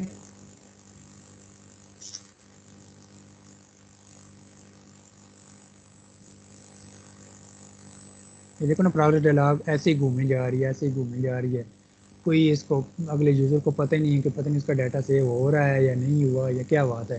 तो ये यूज़र को दिखाने के लिए ये होता है कि यूज़र को भी पता चल जाए कि उसका डाटा सेव हुआ भी है या नहीं हुआ, ठीक है ना। तो देखो मेरी ईमेल गलत है, मैंने क्रिएट अकाउंट पे क्लिक किया तो वो कह रहा है अनएबल टू सेव डाटा, और अगर मैं ईमेल ठीक लिख देता तो मेरा डाटा सेव हो जाता, फिर मुझे वो मैसेज शो कर देता your data is save successfully या जो भी है, ठीक है। तो जैसे कि देखो, या मेरा ईमेल ठीक है ना, तो ईमेल ठीक है, तो मैंने क्रिएट अकाउंट पे क्लिक किया, मुझे इसने मैसेज शो कर दिया ये वाला कि डाटा क्रिएटेड सक्सेसफुली या जो भी है। और अगर मेरा ईमेल जो है गलत है, मतलब ये सही फॉर्मेट नहीं है, ऐसे है, तो मैं क्रिएट अकाउंट पे क्लिक करता हूँ, अच्छा नेम और ये भी लिखना है,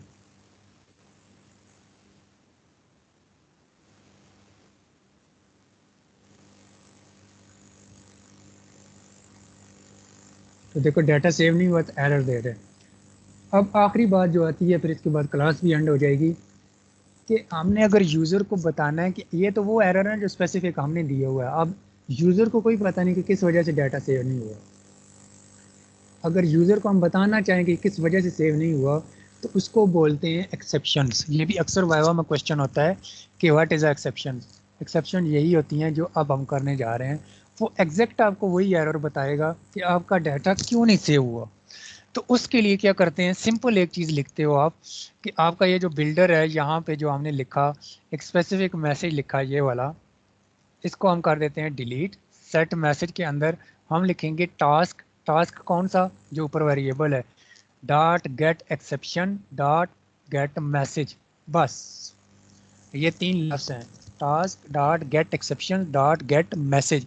अब देखो वो आपको एग्जैक्ट वही एरर देगा जो जिसकी वजह से डाटा सेव नहीं हो रहा। ऊपर बेशक टाइटल भी लिख सकते हो, यूज़र अकाउंट फेल, जो भी लिखना है आपने। मैं मसलन लिख देता हूँ सेट टाइटल रजिस्ट्रेशन फेल्ड।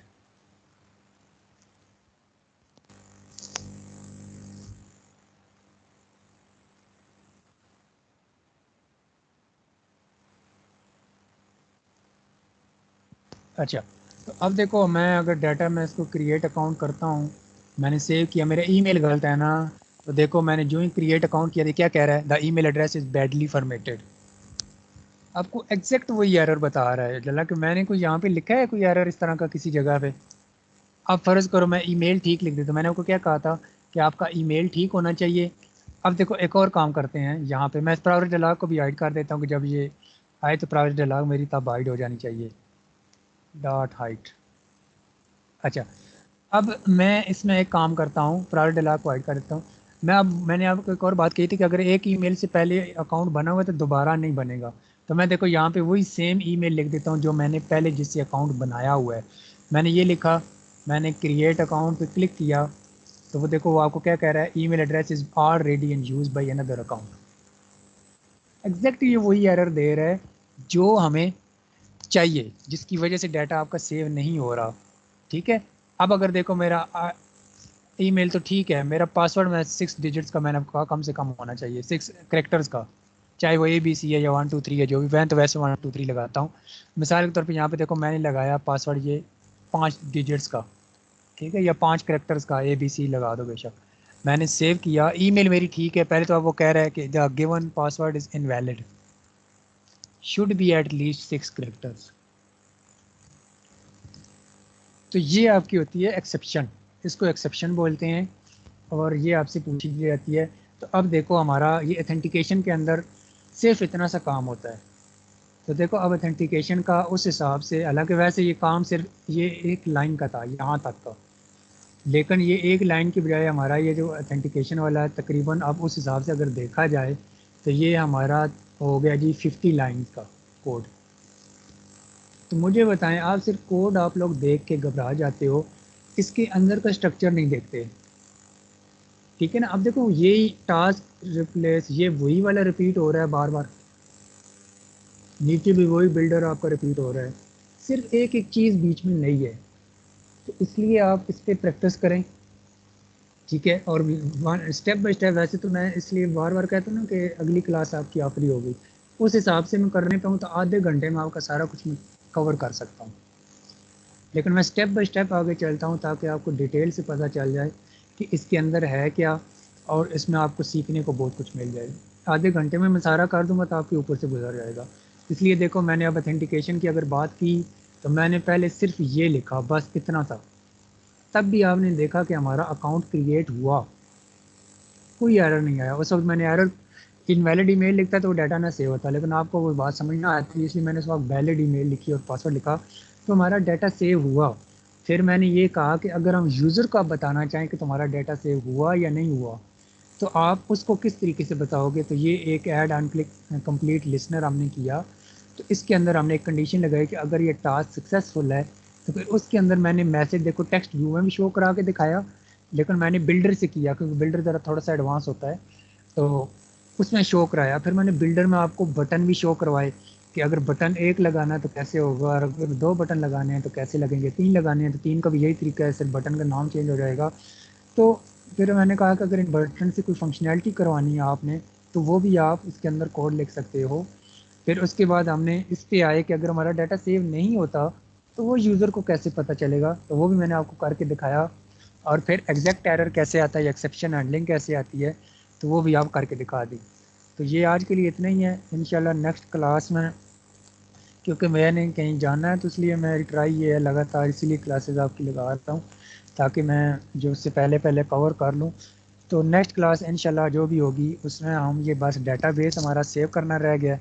वैसे तो डेटाबेस के अंदर डाटा आज हमने सेव कर लिया, देख लिया कि इसको कोड क्या है, लेकिन अगर ये सारा डाटा लेके जाना है तो वो कैसे होगा, ठीक है, वो रह गया है। और एक हमने साइन इन करना है, साइन इन जस्ट 1 मिनट की बात है, साइन इन कोई बड़ी बात को नहीं है। आपके साइन इन के लिए मैं आपको बता दूं, एज इट यही कोड यूज़ होगा, ये वाला जो हमने लिखा है एज इट। सिर्फ एक लफ्ज़ चेंज होगा, वो क्या होगा कि यहाँ पे जो हमने लिखा है create user with email and password, वहाँ पे हम लिखेंगे sign in with email and password, बस, और कोई चीज़ नहीं लिखनी। तो ये आपका इस तरीके से, तो इंशाल्लाह वो आपका डाटा सेव करना और उसको रिट्रीव करना वो हम नेक्स्ट क्लास में करेंगे। अब अगर किसी का कोई क्वेश्चन है तो ठीक, अदरवाइज़ मेरी तरफ से एंड है।